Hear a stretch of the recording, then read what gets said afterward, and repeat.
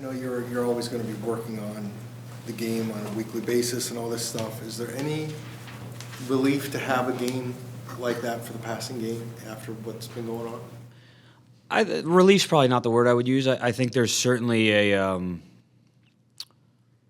even know the right way to say it. Like, it's a reminder that you're doing things the right way, that sticking to the process and continue to work hard at things pays off. I think that's probably the biggest takeaway from something like that.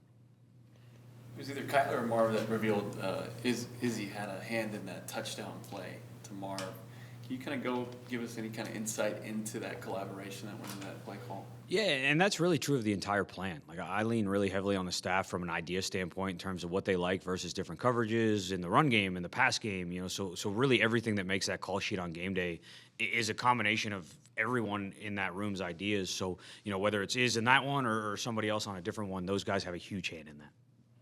I know Kyler was trying to be restrained in how he said it after the game, but he kind of like implied, like, I know we have to run the ball, we're a running team, but we're really good when we pass it.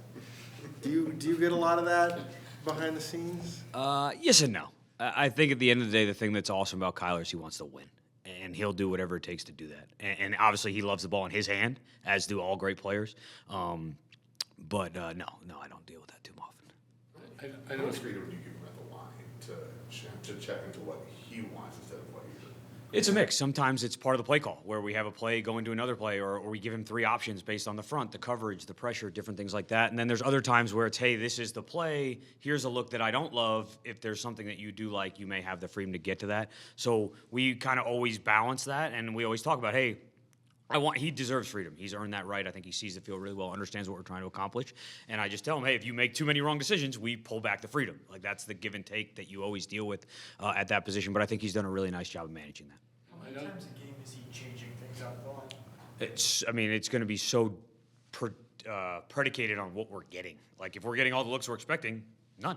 If we're getting a lot of unique stuff, it could be a bunch. It could be just a handful. But it's so much based probably more on what they do than what we do. Probably not one reason for what I'm going to ask, but the way things clicked in those last three possessions, boom, which was kind of, there were some before that, but not like those three. What do you think kind of created that, the way the offense was clicking in those last three drops?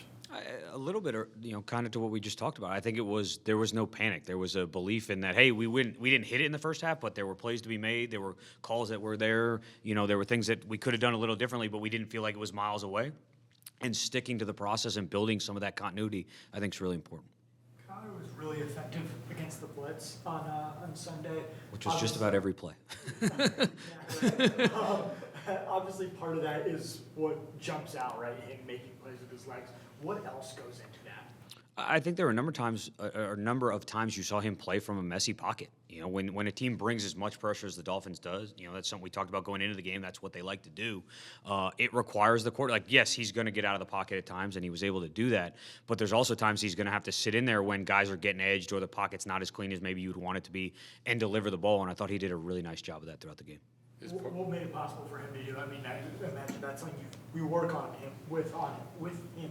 What made it possible for him to be effective out of a messy pocket? I think again, how messy it is. Like, there's a difference between getting hit and being under pressure, and I think the offensive line, has a huge hand in that. I think they did a really nice job of communicating and picking those things up. And certainly, when people are rushing the quarterback, there's more space in the back end for guys to get open and go make plays, and they were able to do that.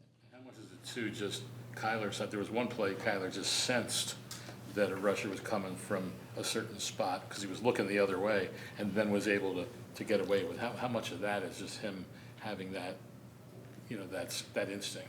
That's all him. And I think that's probably one of the more impressive parts of his game is his ability to feel everything around him without seeing it.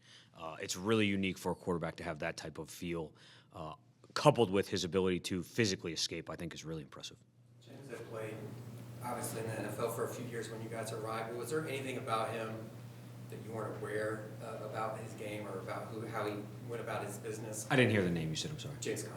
Oh, I think just how difficult he is to tackle. I think, obviously watched him and never, coached him, as you said, and it was on the offensive side of the ball, so I didn't watch maybe as much of him but you hear about him, you kind of see the stats, you see the production, but just the violence that he plays with, I think, is really impressive. I mean, late in that game, just running through arm tackles, getting 4 or 5 extra yards, carrying piles. He just does it at such a consistent level. I think it's really impressive. It's not easy to do. Watching that back as a team in the film room, what's the reaction in the room when you guys are as a group are watching him do things like that? Again, I think they would speak to that better than me, but I think they take a lot of pride in it because it's not just him doing it. Like, it takes 11 guys to run or 10 other guys to run the ball like that. And I think that effort and finish and violent is contagious, and I think they really take that to heart. With what he did at the end of the game, it was kind of similar to San Francisco, where he didn't have much going late until the third quarter, and then boom, 2 drives. It was big time. Pretty much same thing here, only it was only on 2 drives. Was that a part sticking to continuity and still going to him, even though you're passing so well? Yes. Yes and no. I mean, we're always going to mix and match the run and the pass, I think, specifically on first and second down. So we started hitting it a little bit more as the game went. Certainly they get tired. We start to get into a little bit of rhythm. That certainly helps. The situation may also dictate that. Time on the clock, number of timeouts left. There's a lot of different reasons we were going to get back to it or did get back to it. But I wouldn't say it's anything like, hey, we're going to do it come hell or high water. I never feel that way about just about anything we do. After the game, Kyler said that it feels like the game's slowing down for Trey. How have you seen that? Kind of what makes him like an elite tight end? A two-part question, I guess. I mean, he's to me, one of the many reasons he's elite is because of the versatility. Like, he's good in line, he's good on the move, he's good split out, he's dynamic with the ball in his hands, he's really good at the catch point. He can run away from people. I mean, he's extremely fast for a guy that size. He's difficult to tackle, has great balance. So that list, I think, goes on and on in terms of just what makes him as dynamic a player as he is. And then in terms of the game slowing down for him, again, that probably a better question for him, but I just think you don't see him thinking or communicating in between the lines. Like, when he's playing, it's all reaction. It's happening rather than him reacting to it, if that makes sense. And I think, with a lot of players, the more they play, if they're diligent about studying the game and studying their role, and certainly he's done a great job of that, I think you see that success kind of blossom when that happens. Was there an instance on Sunday? Sunday of that. No, not particularly. I think it's the little things in terms of how am I getting off the line of scrimmage, how I'm blocking in the run game, little stuff like that, more than like big events. Are there things that you're able to do with him now that you weren't able to do with him a year and a half ago because of his development? No, not particularly. I think he, from an assignment standpoint, he's a smart dude who works really hard at it. So I don't think we really limited him in that way. I think you just see him, having success. He did last year, but maybe it's just a little easier for him at times this year.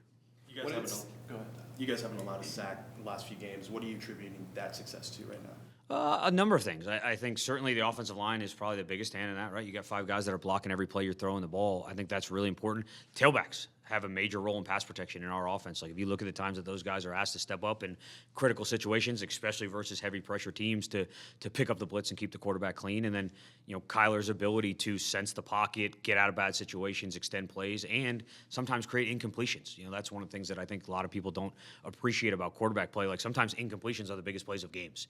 And so that's something we always try to stress. But it takes everybody. I think they all have had a hand in it. I'm sure when Kyler escapes pressure, it's pretty demoralizing to a defense. Can you sense that on the field in real time? I think you see it sometimes in the post-play reaction of players, like palms up, or just like the body language of like, God, we did everything right, and that was like, we can't. What are we supposed to do? Yeah, I think it's hard. I mean, it certainly is hard when you feel like you got him hemmed in, you got the right answer, you got a free runner, you got the leverage you want. All of a sudden, you gave up a touchdown, you gave him an explosive play, or he ran for a first down. I think it frustrates defense. It certainly I would imagine, keeps some defensive coordinators up at night, and we love to use that to our advantage. On the opening series of the second half, you got like third and forever, you guys get 6 yards, but it puts Chad in position that hit from 57 yards. Is that what you're looking for from that play? Just get back into his range, or is there several different scenarios that you're playing as an OC? There's a lot of different scenarios, but generally, especially, and it comes kind of from the communication from head coach to me of like, hey, here's the line, here's where we need to get to. Early, 1st and 10, second, I'm like, all right, we got to get the first down. We obviously put ourselves very far behind the stick. So it's not like we're not trying to get a first down, but we're trying to make sure that we can get into range to get points. I mean, that's critical at that situation. So usually going into third down, it would be a communication. Like, I'm going to call a play to try to convert. But I'm also going to tell them, hey, if it's not there, if we get, whatever the number is, whatever it was, hey, if we get 6 yards here, we can kick this thing. So, like, don't turn down completions. Like, we don't need to force the big one here if there's something underneath. And I think Kyler does a great job of understanding that and playing within the game and putting us in position to go get points. In that situation, was it also the case on second down when it was 2nd and 30, was there the actual conscious thing? Here's what we need to do on 2 downs. Yeah, I think, and this is maybe my philosophy, I think a lot of people, when you get that far behind the sticks, it's like, all right, we got to get something back on 2nd to try to get something reasonable on 3rd. Even if you're not in field goal range, it's that like, all right, you can't, I'd love to go get 40, and I might call a play for 40, but we have to be willing to get 10 to 12 to now make a 3rd down manageable and to try to put us in that situation. And certainly I think the quarterback inherently knows that. I think it's more communicated when it pertains to points or punting. Why can't this offense, or why has this offense been able to put together so many game-winning drives? What are the traits of this unit that allows it to do that? I think the resiliency and just hey, we're never out of the fight. If we have time on the clock and the ball in our hands, we feel like we're still in position to go win the game. I think to me, it's the players. Like in those critical situations, and I've always said this, in bigger moments in any sport, you look to the players. And those guys have stepped up in a major way at really a number of different spots and made critical plays to put us in that position. What did you see from Marv that maybe led to his breakout in this game? I think it's one of the things we've talked about, and this to me is what kind of excites me about him as a player. Is like there wasn't anything different. Like that's been the consistency really from the moment he's walked in this building of trusting the process, continuing to work to get better every day, learn about the sport, learn about himself, learn about the opponent, and just continue to work extremely hard. And when people do that, it's always nice to see them have success because it reinforces, hey, you are doing the right things. You're doing it the right way. I think those things are really important, so I was really pleased to see that. They said something on the broadcast about Kyler slowing his drops and timing that up better with his receivers. It sounds like such a small detail. Why is that important? It's really important because and we call it rhythm, whether it's slowing down, speeding up. If you get sped up as a quarterback, you are going to be going through your progressions too quickly. You're going to be ahead of routes. Your timing's going to be off from a throw standpoint. So finding that perfect rhythm, I think, is really important. And it's a feel thing. It's not like, hey, it's a 5-step drop, but not all 5-step drops are going to be completely equal based on coverage and what we're trying to accomplish. And I think Kyler has a really good feel for that. But I thought he played with great rhythm the other day. Would you work on something like that? Just repetition of the concept, and that's what practice is for, because it's one thing to do it on air, it's another thing to do it versus press, it's another thing to do it versus zone. So the more reps you bank, and it's the people you're doing it with, because the more times you've thrown to that person, you have a feel for how they get out of that route, how they like to work at the top of that route. I think that's a big part of it. Was the rhythm of that more of a focus this week? No more than it always is. I think that's always something we talk about in terms of being in rhythm, under control, having a command of what you're trying to accomplish. How much of that's related to Marv's stride? In terms of like timing up with how he runs routes and different things like that. Yeah, and as we thought, like the more you throw to someone, the more you get a feel for where they're going to be coming out of the route, how they're going to attack the football, where they're going to be relative to the defender. So I think it helps the quarterback, especially a guy with Kyler's intelligence and accuracy, to say like, all right, this is where I need to put the ball. This is how he's coming out of those routes. So the more that we can bank that, the better we feel like we're going to be at it. What do you see as specific challenges against the Bears? There's a lot of them. Certainly played them last week. I've always had a ton of respect for Matt Eberflus's defense. I think they play extremely hard, very disciplined, very assignment sound.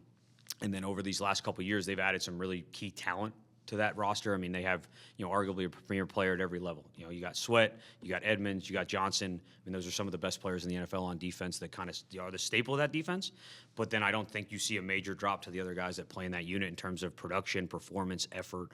So it's going to be a real challenge.